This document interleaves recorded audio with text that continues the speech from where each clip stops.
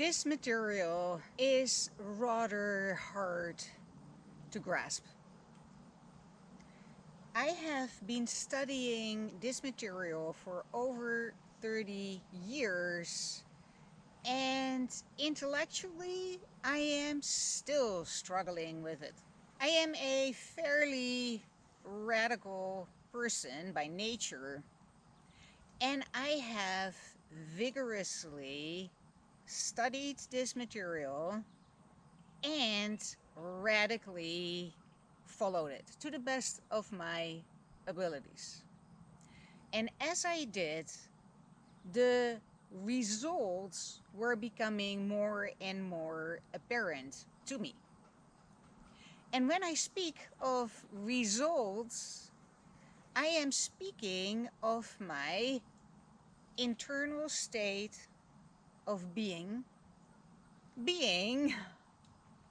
far more loving, kind, joyous, at peace, trusting, fearless, defenseless, etc., etc. Far more pleasant states than, say, anxious, worried, depressed, fearful, angry, revengeful, hateful, annoyed, irritated, offended.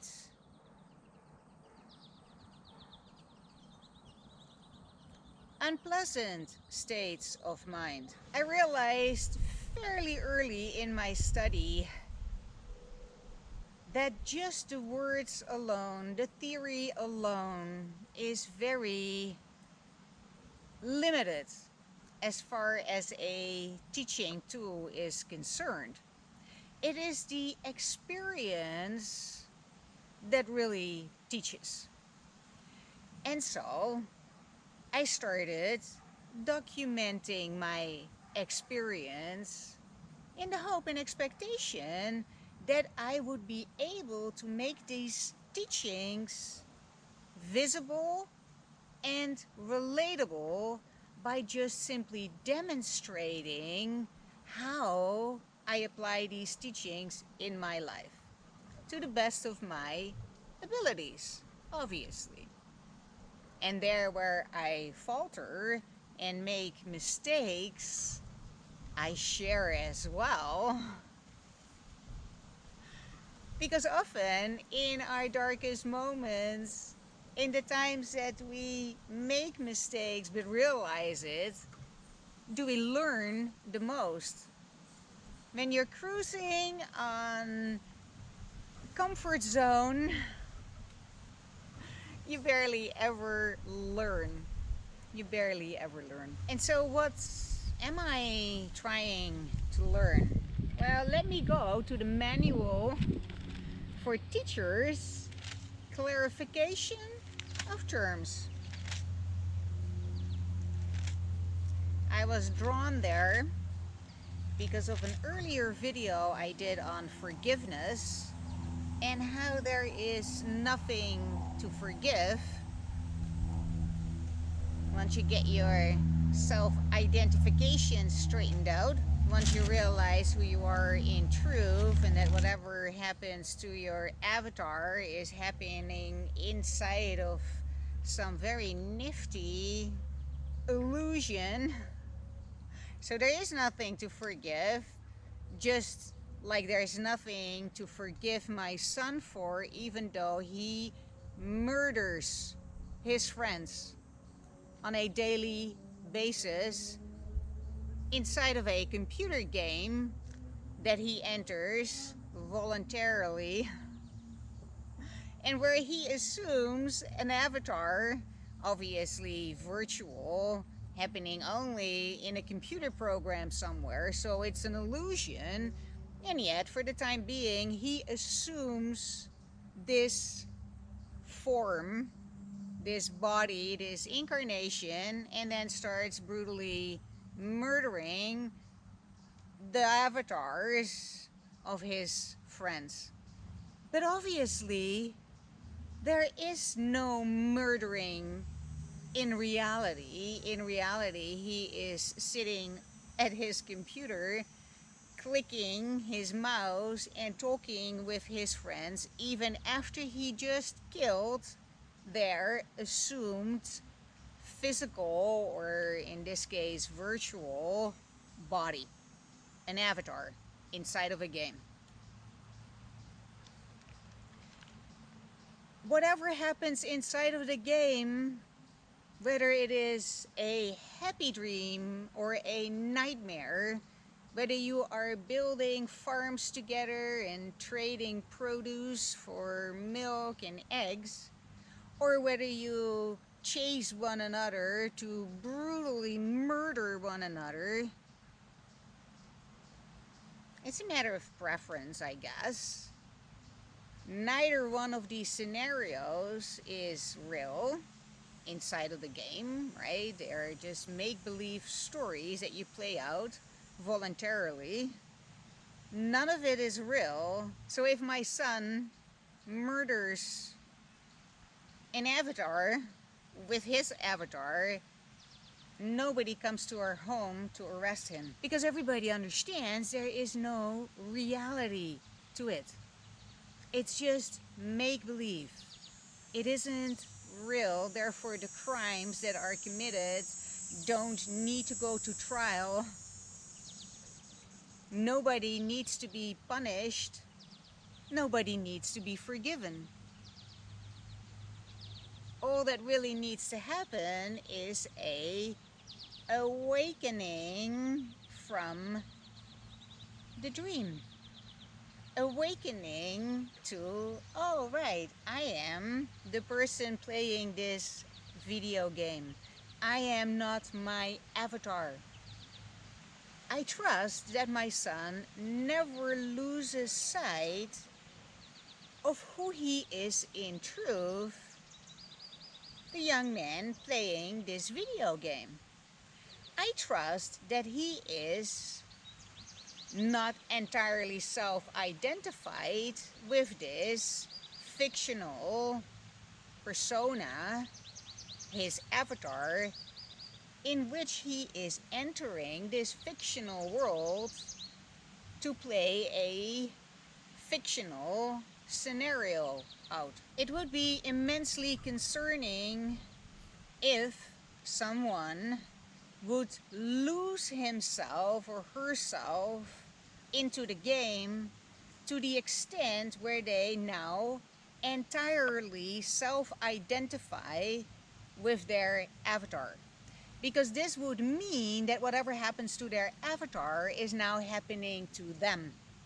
So if they are unfairly treated or hurt or harmed or killed, this now gives rise to what the fuck?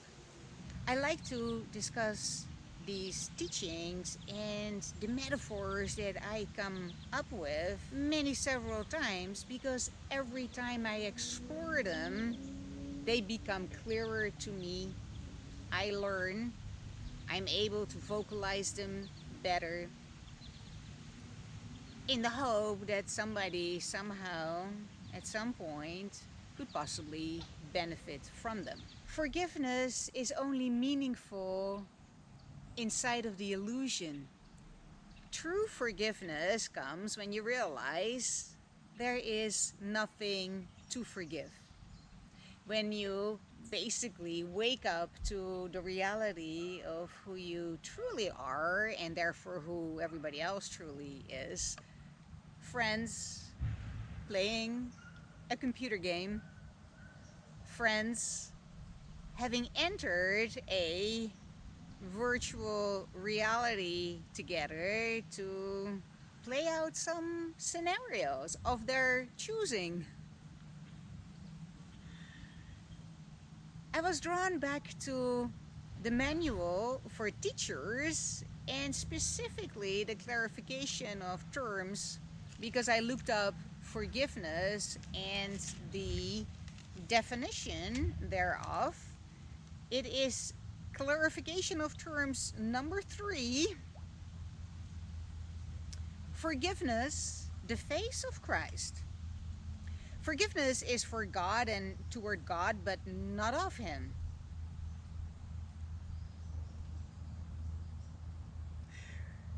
This is what I mean. The intellectual mind doesn't read this and go, uh-huh, I get it. Forgiveness is for God and toward God, but not of Him. It is impossible to think of anything He created that could need forgiveness. Aha. Forgiveness, then, is an illusion. But because of its purpose, which is the Holy Spirit's, it has one difference. Unlike all other illusions, it leads away from error and not towards it.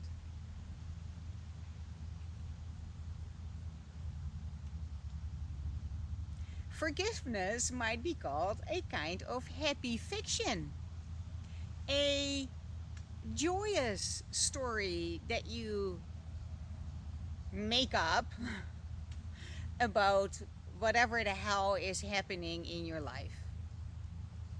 You can string the facts together to make it mean whatever the heck you want, so you may as well make it joyous. You may as well create a happy dream in which forgiveness might be called a kind of happy fiction. A way in which the unknowing can bridge the gap between their perception and the truth. They cannot go directly from perception to knowledge because they do not think it is their will to do so. This makes God appear to be an enemy instead of what He really is. And it is just this insane perception that makes them unwilling merely to rise up and to return to Him in peace. And so they need an illusion of help because they are helpless. A thought of peace because they are in conflict. God knows what His Son needs before He asks. He is not at all concerned with form, but having given the content, it is His will that it be understood, and that suffices. The form adapts itself to need. The content is unchanging, as eternal as its creator. That makes a lot of sense, right? Exactly my point.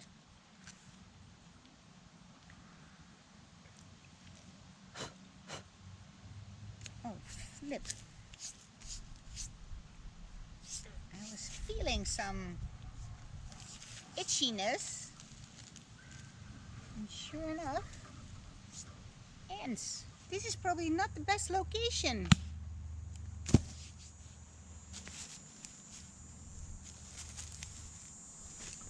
According to a course in miracles, there are only two ways in which you can tell your story and thus give rise to your experience. We can look upon the world and one another from a place of fear or a place of love. And what we choose is what we think is real. And that is a direct quote from my favorite chapter of the text of A Course in Miracles, the very last chapter. That's why it is my favorite. Thank God it's over.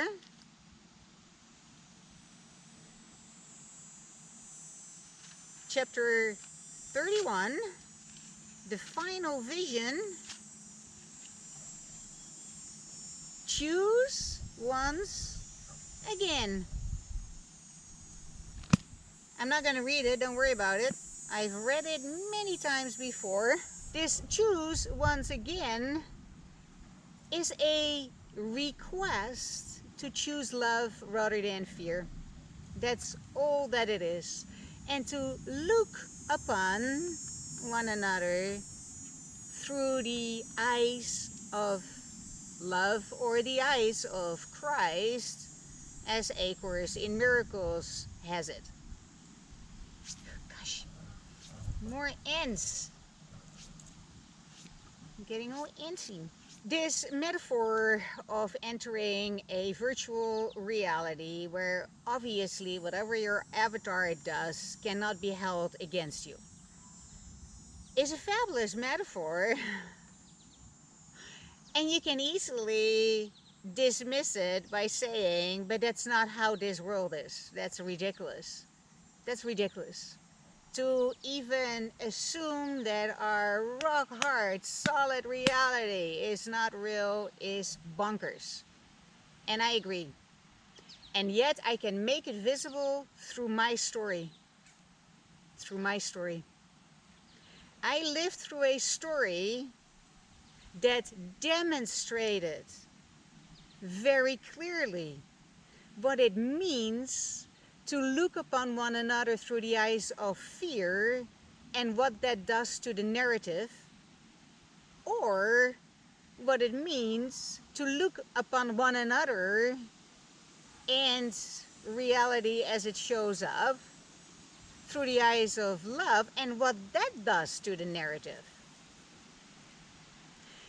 I can demonstrate with what I went through and documented that this notion that we give rise to our own reality by the choices we make, by the stories we tell ourselves about reality and the people that inhabit our reality. And the way you tell your story, the way you frame it, will give rise to your reality. I can demonstrate it. I can demonstrate what fear does, and I can demonstrate what love does. That was always the intention of my YouTube channel, to teach by demonstrating. And I have lived through a story that made this so evident. And I am excited to tell this story for the greater glory of salvation and forgiveness and the redemption of the world. Enough with the ends already. It's a wrap.